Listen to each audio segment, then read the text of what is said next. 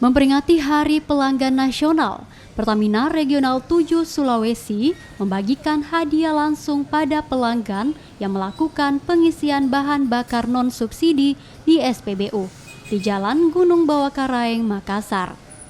Selain memberikan pelayanan yang lebih prima, konsumen SPBU juga memberikan potongan harga Rp50.000 jika melakukan pengisian Rp200.000.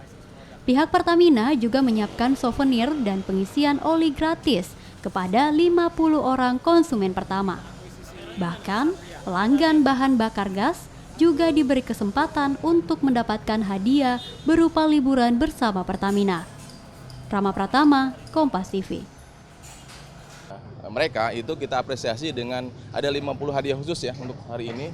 Baik itu ada liburan ke Bandung, kemudian juga kita juga memberikan BBK, voucher BBK, dan juga ada yang unik yaitu diecast-nya Lamborghini ya, Pertamina Lamborghini. Jadi kita tunggu 50 siapa aja pelanggan yang beruntung.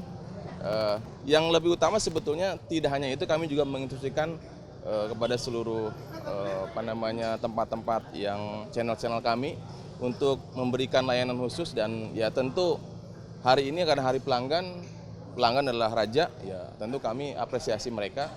Dan salah satu yang uniknya adalah Pak GM kami itu langsung terjun ke lapangan dan beliau melayani dan juga menyapa langsung kepada konsumen.